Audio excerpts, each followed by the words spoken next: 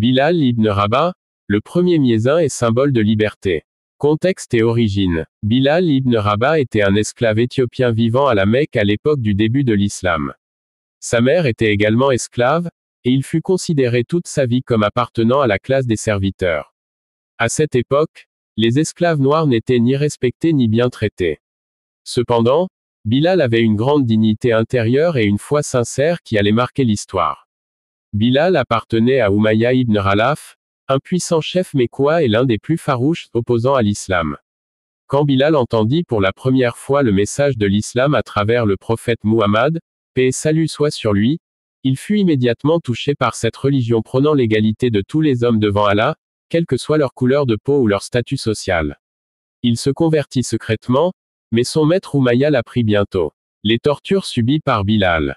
Lorsqu'Umayya ibn Khalaf découvrit la conversion de Bilal, il se mit en colère et décida de lui infliger de terribles tortures pour le faire renoncer à sa foi. Bilal fut fouetté et enchaîné sous le soleil brûlant du désert. Son maître le laissa plusieurs jours exposé à la chaleur écrasante, sans nourriture ni eau. L'une des tortures les plus connues est celle où Umayya fit étendre Bilal sur le sable chaud du désert, plaçant une lourde pierre sur sa poitrine pour l'écraser. Le but était de le forcer à abandonner l'islam et à louer les idoles de Quraysh. Mais malgré ces supplices, Bilal répétait inlassablement « Ahad, Ahad, Allah est un ». Il refusait de céder, continuant de proclamer l'unicité de Dieu, ce qui irrita profondément ses tortionnaires. Sa libération par Abu Bakr. Témoin de ces scènes de torture, Abu Bakr as-Siddiq, compagnon du prophète, intervint. Il était bouleversé par la souffrance que subissait Bilal uniquement à cause de sa foi. Abu Bakr alla voir Umayya et lui dit « Ne crains-tu pas Dieu en torturant cet homme? Jusqu'à quand continueras-tu » Umayya répliqua qu'il ne relâcherait Bilal qu'à un prix élevé. Alors, Abu Bakr lui proposa de l'acheter. Après négociation, Bilal fut acheté et immédiatement affranchi par Abu Bakr. Cette action montre l'importance que l'islam accorde à la libération des esclaves et au respect de la dignité humaine. Le rôle de Bilal dans la communauté musulmane. Après sa libération, Bilal devint un proche compagnon du prophète Muhammad, paix et salut soit sur lui. Il participa aux grandes batailles de l'islam, y compris la bataille de Badr, où il combattit courageusement aux côtés du prophète. Bilal symbolisait la justice sociale et l'égalité prônée par l'islam. Un ancien esclave noir pouvait désormais occuper une place honorable dans la société musulmane. Bilal devient le premier muezzin de l'islam. Un jour, le prophète Muhammad, paix et salut soit sur lui, chercha quelqu'un pour appeler les fidèles à la prière, l'adhan.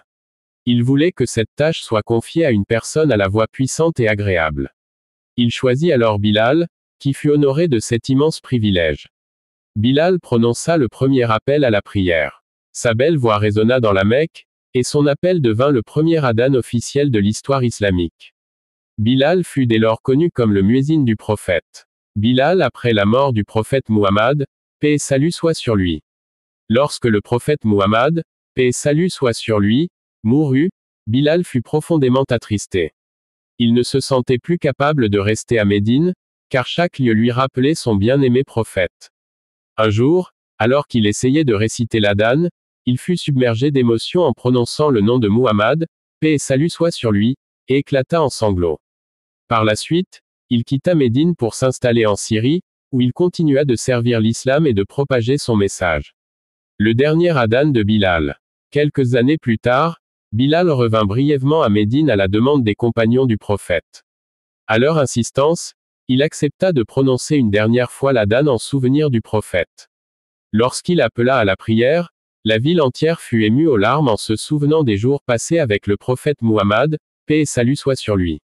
La mort de Bilal. Bilal ibn Rabah mourut en Syrie à l'âge de 63 ans, toujours engagé dans la foi qu'il avait défendue toute sa vie. Sa tombe se trouve aujourd'hui à Damas, où il est vénéré comme un symbole de piété, de courage, et de liberté. Leçon de l'histoire de Bilal ibn Rabah. 1. L'égalité prônée par l'islam. Bilal, un ancien esclave, a été honoré en devenant le premier muezzin, montrant que la valeur d'une personne dépend de sa piété et non de son statut social. 2. La persévérance dans la foi. Malgré les tortures, Bilal ne renonça jamais à sa foi.